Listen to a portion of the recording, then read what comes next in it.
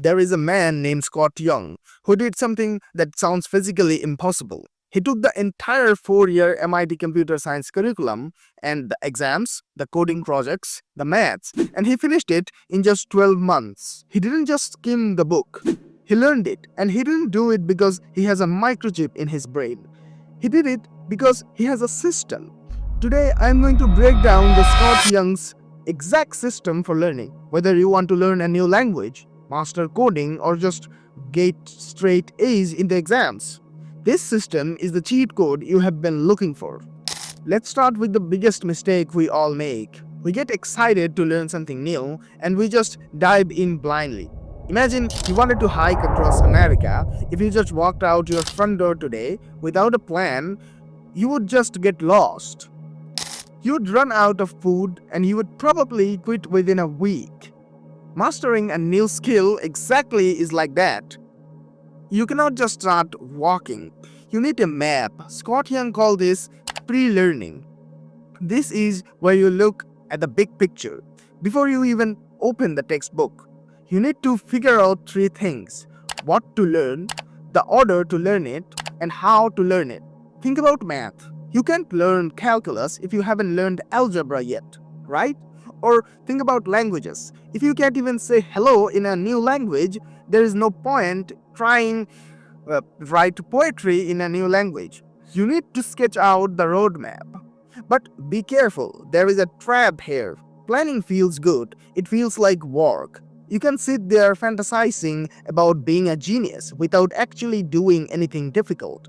That is called procrastination. To stop this, Scott uses the 10% rule. Take the total time you want to spend on a project and calculate 10%. That is your limit for research. Once you hit that limit, you must stop planning, start working, and with no excuses. Okay, now you have a map. Now you need to start the journey. This brings us to the first pillar of actual learning: focus. It sounds obvious, right? But listen to this. The difference between focused learning and distracted learning is huge. If you aren't focused, everything is blurry, painful, and it takes twice as long. To get this laser focus, you have to win a war on 3 fronts. External distractions. This is your phone or your TV. Get away from them. Internal distraction.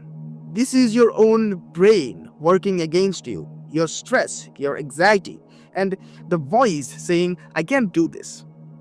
Third one is training. You actually have to train your brain to sit still. Just like you train a muscle at the gym. If you are trying to learn a new skill while checking Instagram every 10 minutes, you aren't learning, you are just wasting your time. Step 3. Do the real thing. Now, let's talk about the secret sauce. Scott called this directedness. Here's a sad fact about the human brain. We are really bad at taking something we read in a book and using it in a real life. There are statistics. Students who get A's on exams but can calculate simple odds in the real world. There are people who read Shakespeare but would freeze up if they had to act in a play. Why? Because they didn't practice in real thing. If you want to pass a history exam, don't just read flashcards. Sit down and write an essay from your memory, because that is what the exam will ask you to do. If you want to speak a language, don't play on an app. Go find a person and try to have a conversation. You have to practice in the exact situation you want to be good at.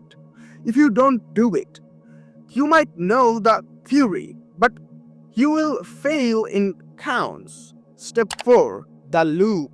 So you are doing the real thing. You are writing the code or speaking a new language naturally. You are going to mess up. You are going to hit the wall.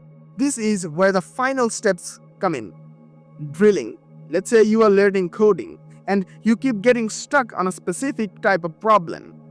That problem is a bottleneck. It is slowing you down your entire progress. Don't just ignore it. Isolate it. Stop your main project for a moment. Take that one weakness. Maybe it's a vocabulary in a new language or a specific math formula, and drill it over and over again.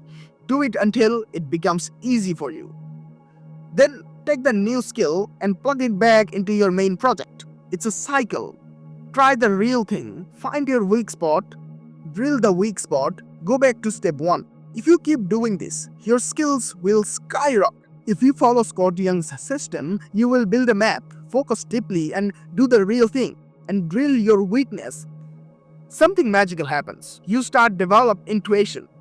I've met mathematicians who can look at the problem and just see the answer without doing the math. I've met musicians who can look at the sheet of music and know exactly who wrote it. It looks like magic, right? But it's not. It's just a result of processing so much information that the brain cuts through the noise effortlessly. That is, that is the level you are waiting for. It requires hard work. But if you have the right system, you can learn anything. So, what are you going to learn next? Let me know in the comments, and don't forget to subscribe for more videos to upgrade your mind.